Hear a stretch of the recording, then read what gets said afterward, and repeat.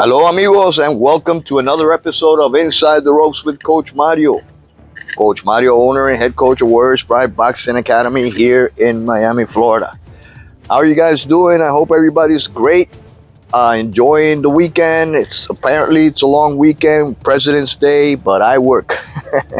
I work, so for me it's not a long weekend. For me it's a normal weekend, but I'm still enjoying it, guys. Just came from the park, from the track, Tropical Park here in Miami, Florida. They have tracks there. They have running areas. Today we trained our fighters, which are already in fight camp, getting ready for some of the events coming up this year, USA Boxing. All I train is amateur fighters, guys. Yep, no pros. But we had a hell of a workout. And I'm really proud of them. So a shout out to the Warriors Pride Boxing team. You guys are doing great. Keep it up. Keep the faith. Keep the motivation. And above everything, keep the commitment. That's the most important thing, because motivation is temporary, but commitment is forever. All right? You got that warrior spirit. You got that heart of a warrior, heart of a champion. That's what counts, guys. But anyway, I've been away from making some of these episodes in the English language for about maybe 3 episodes I've done in the last week in Spanish.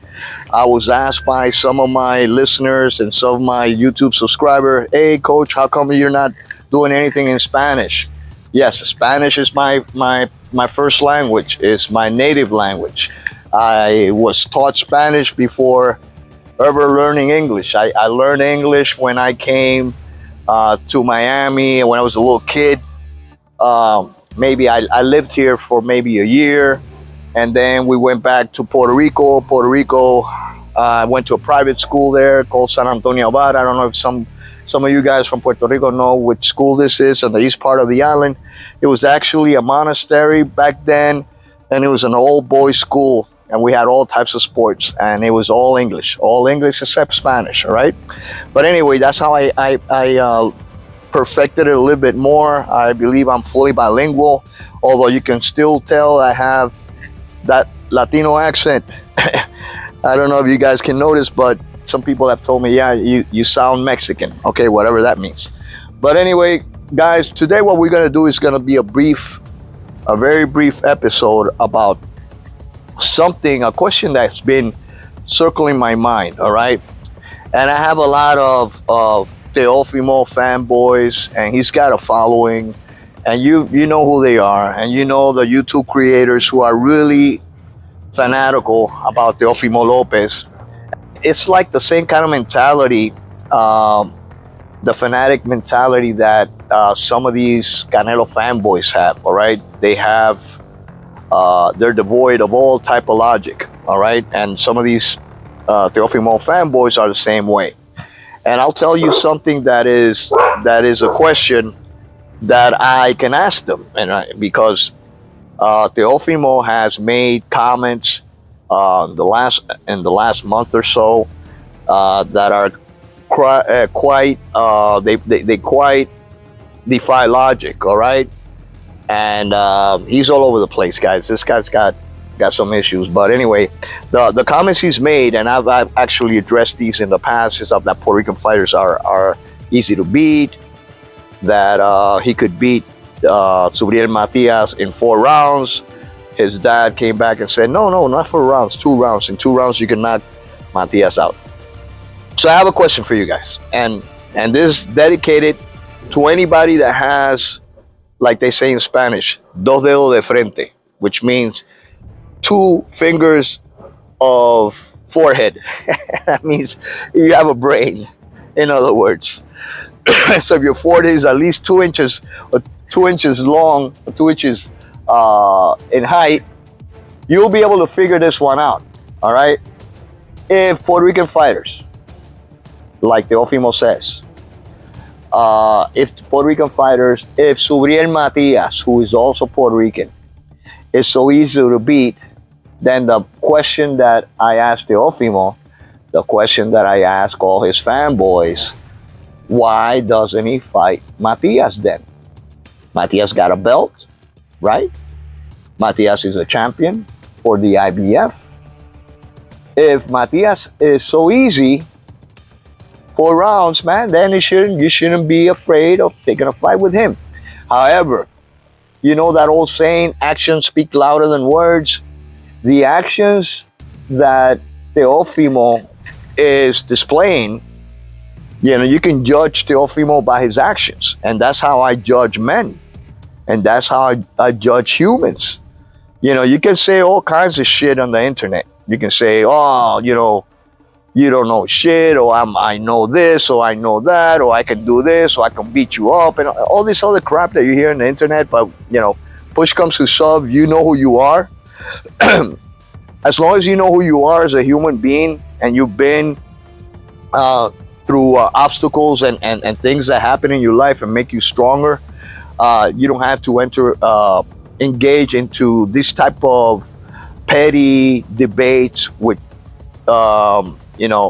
close-minded individuals. All right, so that's the reason why I've said in this program before that anybody that wants to engage in this kind of they're not debates, but they're rants and spewing hate and spewing lack of respect towards other people in this channel, I will kick you out. But to those guys, I say this, all right? Look at Suriel Matias. Look at the decision his team made with Matchroom Boxing. It was a similar offer that he received from Top Rank, the president, Bob Arum, the 100-year-old Bob Arum. He's almost 100 years old. That guy's got a mind of a 30-year-old. However, Bob Arum is protecting Teofimo Lopez because in that offer that they made to Suriel Matias, what Suriel Matias wanted in that offer, say, okay, I'll sign with Top Rank, and this is a future superstar in the making, Suriel Matias. Although a lot of people say he's an easy person to beat. He's a one-dimensional, all that other shit that you hear on some of these haters like Chris Algieri and Paulie Malignaggi, who still do not give any credit to Suriel Matias. I'm going to talk about that in a few seconds. But Suriel Matias said, okay, I'll sign with you guys, but I want you to guarantee me a fight with Teofimo Lopez. You know what they said? They couldn't guarantee it. Why do you think they couldn't guarantee Suriel Matias to fight Teofimo? Suriel is so easy. And this is a question I'm going to ask all you guys, all you Teofimo fanboys. Why is Teofimo not fighting Suriel Matias if he's so easy? All right, if he can knock him out in 4 rounds, he'll be able to take that title, more prestige, more legacy. Another thing that Teofimo consistently and constantly does is he contradicts himself. Because he says, no, I'm old school. I want to fight the best. That's all I want to do. And these guys nowadays, they don't want to fight the best, blah, blah, blah. Like I said, actions speak louder than words. Okay, you want to fight the best? Let's say you don't think Matias is the best. He's still holding a title. He's still the champion. Prove it. Prove it that you can beat Suriel Matias. Prove that you can actually take his title. And the only way you can do that is stepping inside the ring with him. Don't think that Teofimo Lopez, the excuse of money, that's bullshit. Because he just fought, who did he just fight right now? Jermaine Ortiz. Do you think he made a lot of money in that fight? And Jermaine Ortiz 50% Puerto Rican. I believe Jermaine Ortiz beat Teofimo Lopez. So imagine 100% Puerto Rican what he can accomplish. This guy's 50%. Teofimo, how are you going to answer that? Fanboys, how do you answer that? A 50% Puerto Rican beat his ass. All right? Actually had him, throwing punches and falling into the ropes, terrible footwork. I think Teofimo is overrated. Yeah, he's got a lot of skills. He's got a natural ability, but he fought Josh Taylor. That sucked. That's overrated. All right. You easily beat him. It was a lot bigger than Lomachenko in that fight. I think that's the best fight he's ever had. When was the last time, I'm going to ask all you fanboys, that another thing that you have said is that Suriel Matias has only fought, what is it? What is the Spanish word that they use? The guys south of the border, bultos. In Puerto Rico, we call them chatas. And in other places, they call them, club fighters. All right. Some of you guys that say that Matias, all he's fought was club fighters, easy people to beat, blah, blah, blah. His last 5 fights, 4 of them were undefeated. His next fight is going to be another undefeated guy. He's made them all stop and quit on their stool. All right. Tell me, when was the last time that Teofimo Lopez knocked out somebody in the 140-pound division? I'm going to wait for your answer, all right? You know what? The answer is 0. When was the last time Teofimo Lopez knocked somebody out? He got beat by Cambosa that one brain dead followers, because you have to, and remember I was going to talk about Chris Algieri and Paulie Malignaggi. This guy's got no spine, to be honest with you. The other day they asked, I think it was maybe a week ago, maybe less than a week, who are the most exciting fighters for you guys? The guys that are most exciting. All right. Both of these guys said Wood from England. And then they mentioned other fighters. None of them mentioned Suriel Matias. Suriel Matias is known all over the world as one of the most exciting fighters that this era has produced. This guy is a generational talent. This guy is going to turn heads, guys. And for you guys that say that he's not fighting nobody, hey, I don't give a shit. Suriel, continue fighting these undefeated guys, these top level guys, all right? Because the so-called champions don't want to face you. Keep on knocking them out.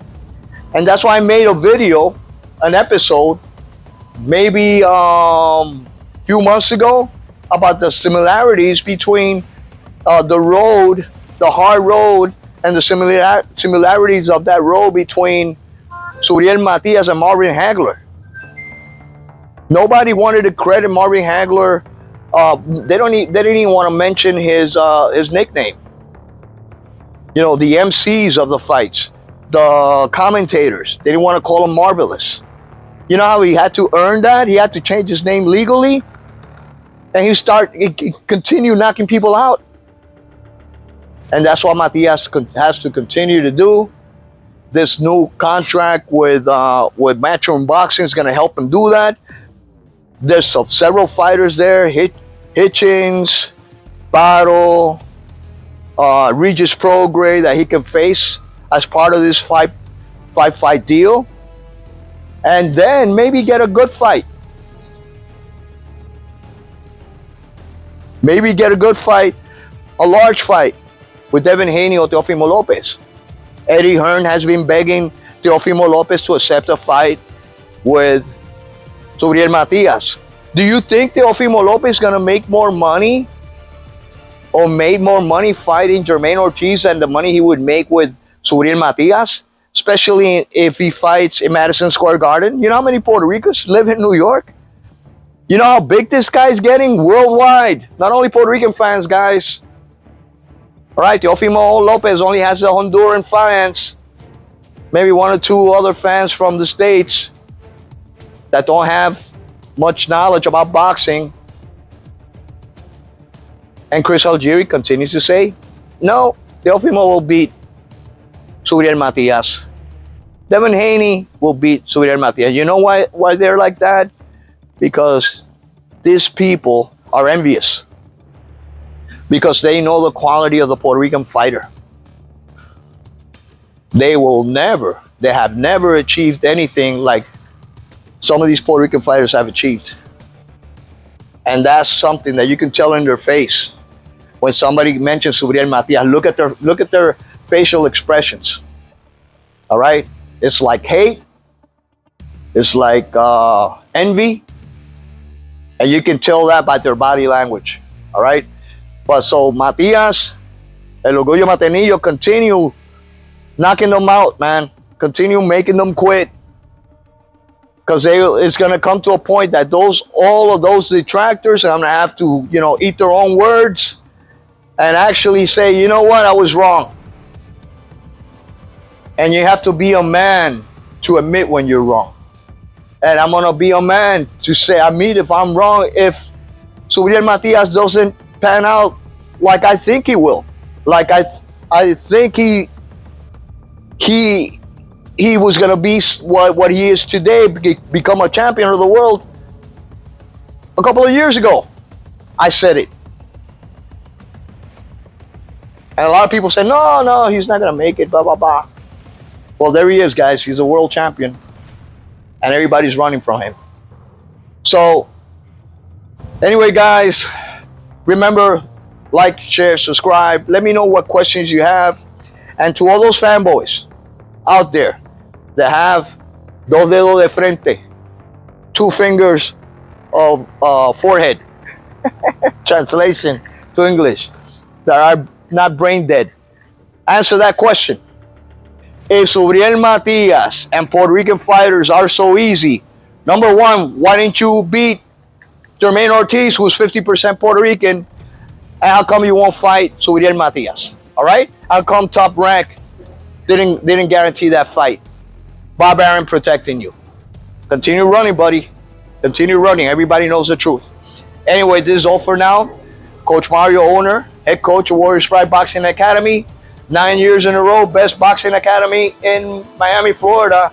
We won 9 consecutive Miami Best Boxing Instruction Awards. We're really proud of that.